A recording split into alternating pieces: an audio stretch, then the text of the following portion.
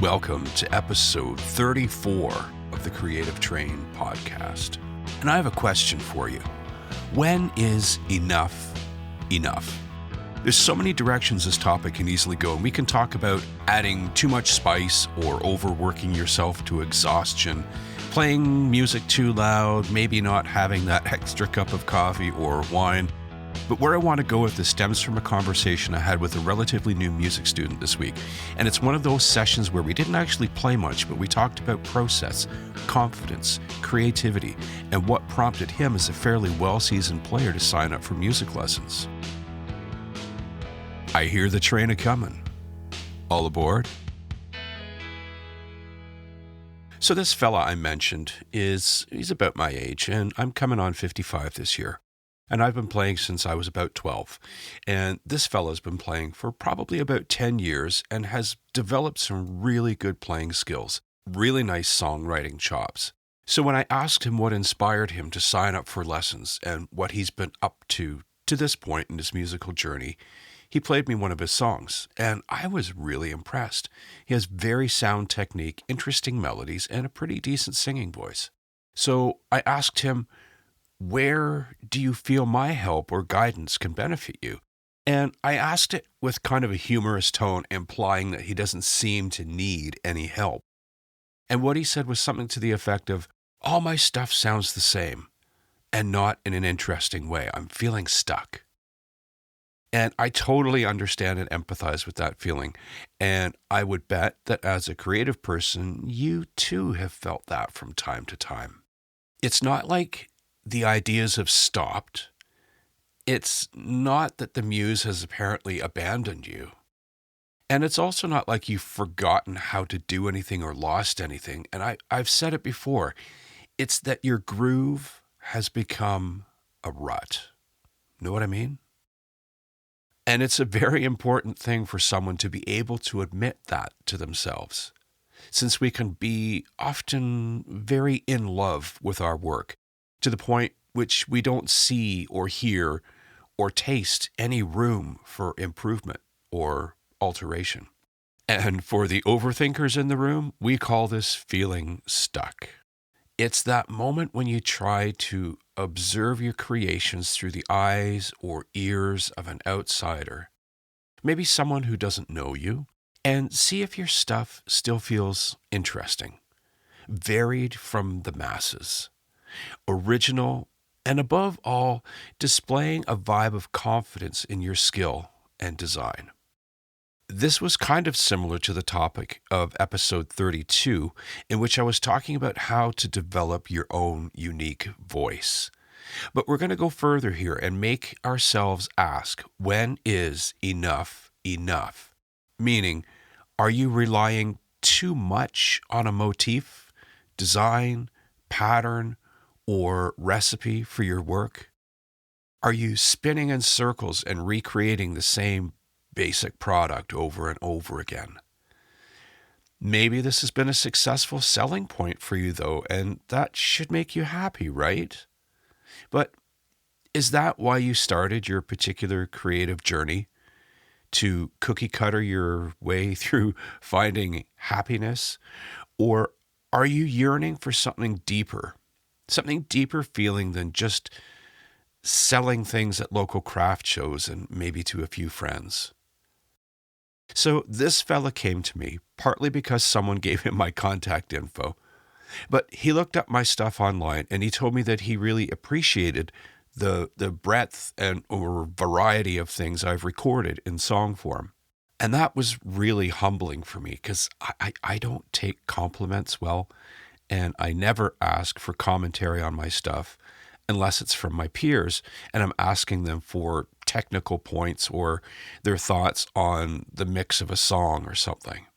I asked him what got him to this point in his journey, and he mentioned a few singer-songwriters that he really appreciated and admired, and I could really hear that in his song then. And I asked him if he felt that by being able to sort of emulate the vibe of those folks, is that what really inspired him at first? And he was like, yeah, everyone made those comparisons. And then I asked him when he started to feel stuck.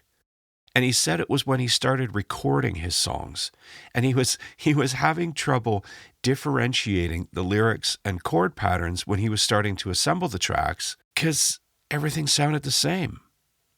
What this looked like was that he was singing the wrong words, making the wrong chord changes, because all of his songs were basically constructed alike. And even he was having trouble knowing the differences when he was focusing on only one single part at a time. That, again, is a totally wonderful moment to have. Yeah, you start to feel like a bit of a wannabe or a one-trick pony, but to have the honesty to admit that to yourself is pretty amazing. Remember, when we fall in love with our process and results, we can become blinded by the truth of their sameness to other things. We've created a brand new song, baby, that no one has heard of, or created an image that's really engaging to you. But if you've never asked yourself those two most important questions, I believe an artist or a creator must ask themselves at every stage of the process. Remember what those are? They're, what do I have and what is different? Following this comes the courage to act upon those findings. Do you finally step out of your box or niche? Are you finally able to admit to yourself that you've taken the safe route far too often? What are you fearing? Is it the loss of clients or customers? The loss of your identity as an artist or creator? Have you come to the realization that your groove is now a big old rut like the music student I mentioned had found? Well, good. Your creative and artistic integrity should show in all your work. You should have a theme or a vibe that makes your product unique. And you most definitely should be proud of your creations and celebrate them. But, and again, it's a big but. Are you satisfied and fulfilled, or just merely happy with your work? Are you inspired to go to your studio or creative space, or are you feeling a bit of hesitation to work on more of the same stuff again? It's like having a really boring day job. Take any example of an artist or creator that you are inspired by. They will have something they are known for, but they don't just do that thing. Very often we see pop stars or singers, whatever, branch out into covering jazz standards late in their career. To me, that's like a signal of a swan song or a see you later, thanks for coming out kind of thing. They're done. And it's almost expected of them to release a jazz album then. But they do it. And it's usually a great success. It's hardly original, if at all, but they did something different. And chefs can be known for a certain style, like Bobby Flay. And his Southwest themed style of cooking he became known for on his Boy Meets Grill show and later on Iron Chef. But when the ingredients didn't favor that particular style, he easily created classic French, Italian, Mediterranean dishes, all with his own personal twist. And Gustav Klimt, one of my absolute heroes of image creation, from the landscapes to the Gilded Era, there's an unmistakable vibe that says Klimt, even if it's a piece you are experiencing for the first time. I could go on and on, but suffice it to say that if you dig deeply and honestly enough, you will find yourself fairly or unfairly comparing yourself to your creative heroes or heroines. And the only real question you should ask yourself in that moment is, am I being honest and true to my creative goals? Are you doing everything you can to not be redundant? Are you trying to be fresh and innovative in your approach and process? Again, you are not comparing your work with somebody else's. You are comparing your willingness and openness to change to that of those artists and creators that first inspired you to start your creative journey. They did it. Why can't you? There's your pep talk. Now go get to work.